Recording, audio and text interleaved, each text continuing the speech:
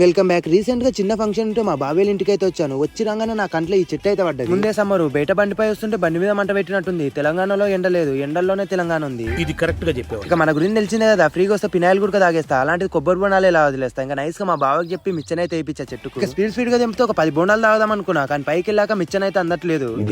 ఇంకేం చేస్తాం, కోడి గుడ్డు పెట్టేటప్పుడు గుడ్డు పగిలిందని కోడినే చంపేస్తామా, మిచ్చనకు కొబ్బరికాయలు అందకపోతే చెట్టునే వదిలేస్తాం. అందుకే నైస్ గా పక్కన టెంట్ కట్టి ఉంటే దాంతో అయితే రాల్పినము.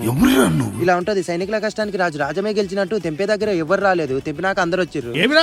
కొబ్బరికాయలు కింద పడ్డాక ఎవరి కాయలు వాళ్ళే కొట్టుకుని తాగుతున్నారు. నా కాయ నేనే కొట్టుకుని తాగుదామని ట్రై చేశా, కానీ అది రావట్లేదు. దీన్ని బట్టి నాకు ఏమర్థమైందంటే కాయలు కొట్టే దానిలో కూడా ఎక్స్పీరియన్స్ ఉండాలని. ఏ పని ఈజీ కాదు. ఈ బోండాలలో వాటర్ ఉంటాయో లేదనుకున్నా, కానీ ఒక్కొక్క బోండాలో ఒక్కొక్క గ్లాస్ అవుతుంది. చివరికి కష్టపడి నేను ఒక బోండా అయితే కొట్టిన. అది చూడండి ఎంత బాగుందో, కొబ్బరి ఉంది, వాటర్ ఉంది. అబ్బా సాయిరం, సమ్మర్ లో ఫ్రీ బోండాలు అయితే దొరికినాయి. మీ విలేజ్ లో బోండా రేట్ ఎంత ఉందో కామెంట్ చేయండి. వీడియో నచ్చినట్టయితే లైక్ చేసి సబ్స్క్రైబ్ చేసుకోవచ్చు కదా. ఉంటా మరి, లవ్ యూ, బాయ్.